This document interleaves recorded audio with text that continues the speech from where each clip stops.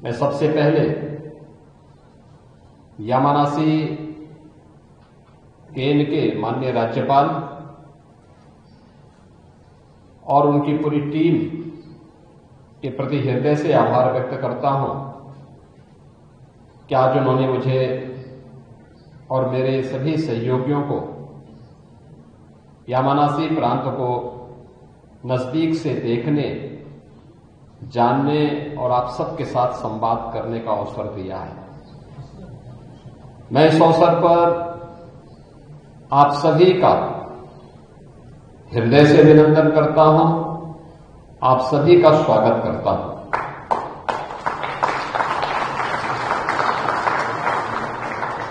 मित्रों,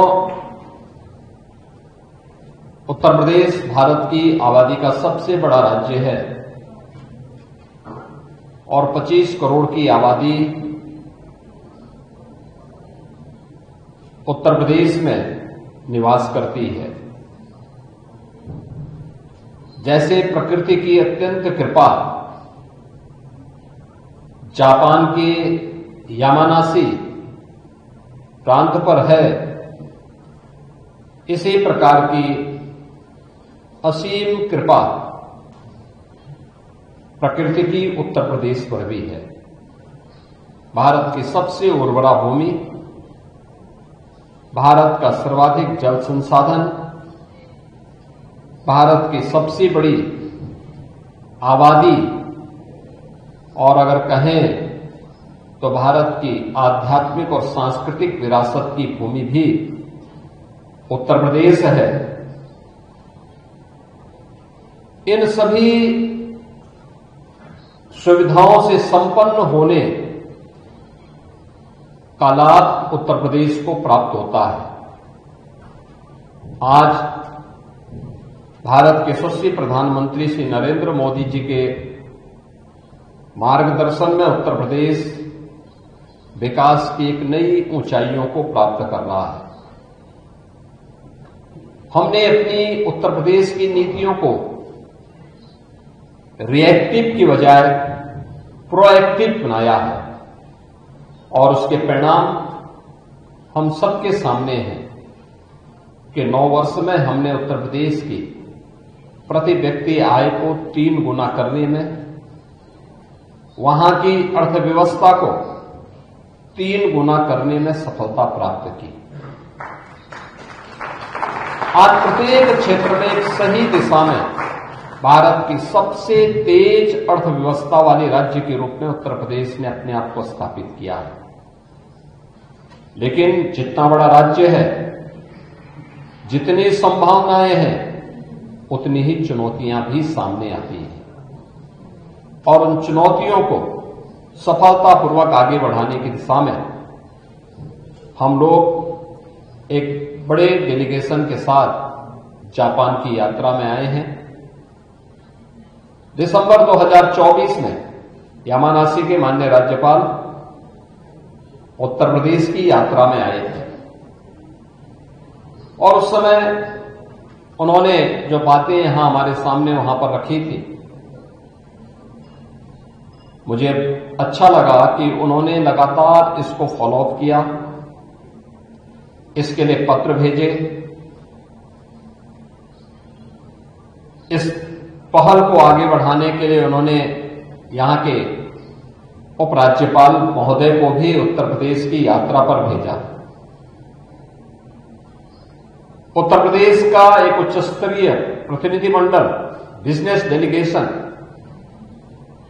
यहां की यात्रा पर आया था। उन्होंने अवलोकन करने के बाद फिर वहां की पूरी रिपोर्ट भी हम सबके सामने प्रस्तुत की और जिसका परिणाम है कि आज यामानासी के माननीय राज्यपाल के आमंत्रण पर हम सब यामानासी पे पहुंच करके हम लोगों ने यहां की स्थिति को देखा है, ग्रीन हाइड्रोजन के प्रोडक्शन को देखा है और इस तकनीक के बारे में आज उत्तर प्रदेश और यामानासी के बीच में एक ऐतिहासिक समझौता ज्ञापन पर भी हस्ताक्षर हुआ है।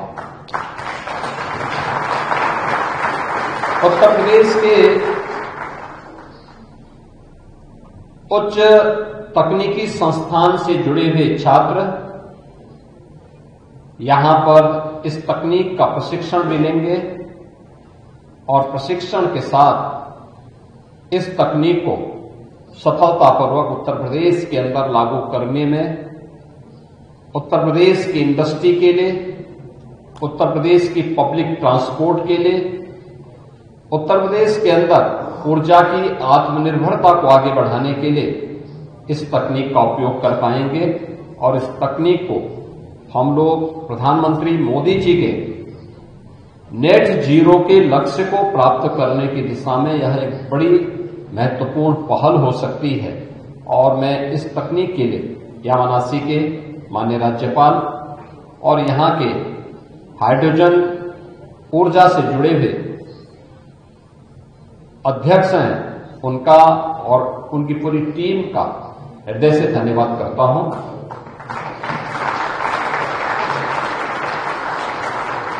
मित्रों, जीवन में प्रोएक्टिव रोल का क्या महत्व होता है, ये हम इस बात को देख सकते हैं कितना महत्वपूर्ण होता है। हम लोग कल टोक्यो में आए थे, हमने कई वहां पे G2B मीटिंग्स की। G2G स्तर पर हमारे भारत के माननीय राजदूत ने भी अनेक बैठकों का आयोजन करवाया था। अनेक बिजनेस डेलीगेशन के साथ हमारी मुलाकात भी हुई और यामानासी के माननीय राज्यपाल ने भी अनेक G2B स्तर की और G2G स्तर की बैठकों को हमारे साथ वहां पे करवा करके हमारे इस अभियान को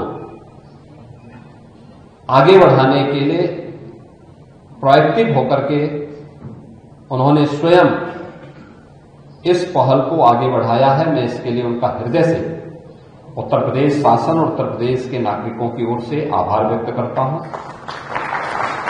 मैं आज का दिन अत्यंत महत्वपूर्ण है। देखिए, तिथि का भी महत्व होता है। आज 26 फरवरी है, 26 भी है और महीना दूसरा है और 2026 भी है। अगर आप इन दोनों को जोड़ के देखेंगे तो दोनों मिलकर के 8-8 अंक होता है। ये दोनों चीजें दिखाती हैं कि हमारी पहल एक सकारात्मक है, आगे बढ़ रही है।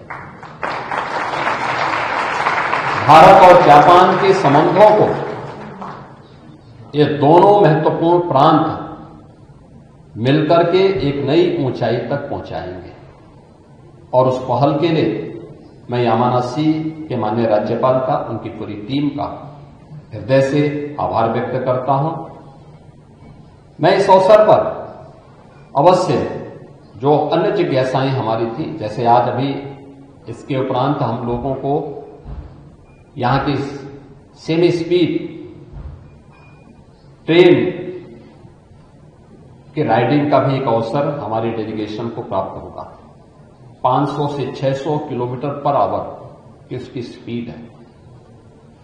हमें यहां के रोबोटिक सेंटर को भी देखने का अवसर प्राप्त होगा, क्योंकि रोबोटिक आज की इमर्जिंग टेक्नोलॉजी है।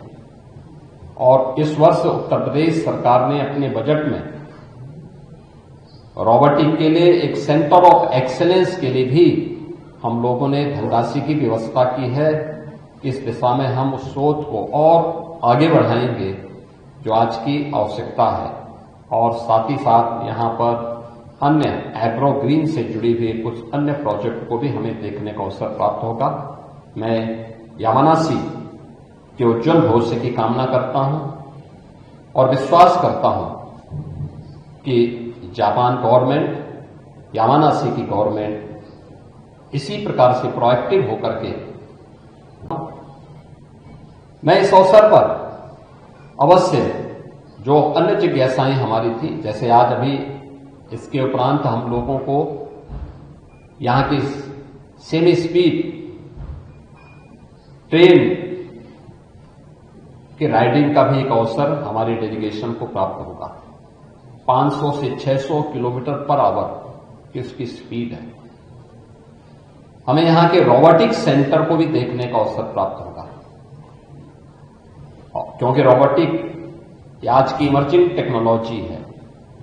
और इस वर्ष उत्तर प्रदेश सरकार ने अपने बजट में रोबोटिक के लिए एक सेंटर ऑफ एक्सीलेंस के लिए भी हम लोगों ने धनराशि की व्यवस्था की है।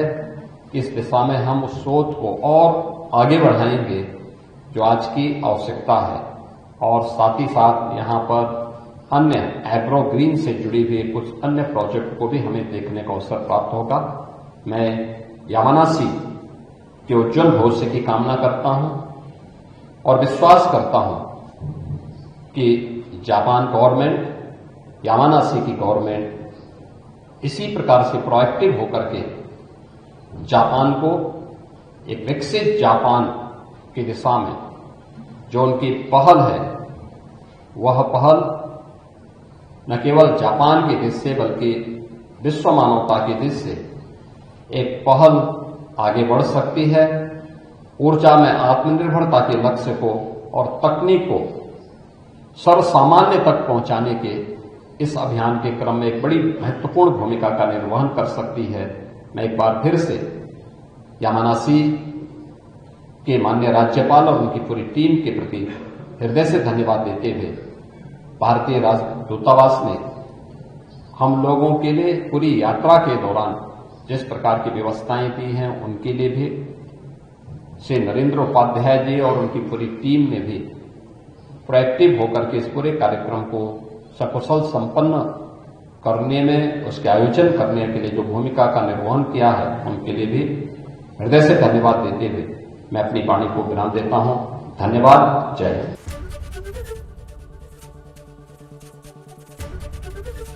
एबीपी गंगा, खबर आपकी, जुबान आपकी।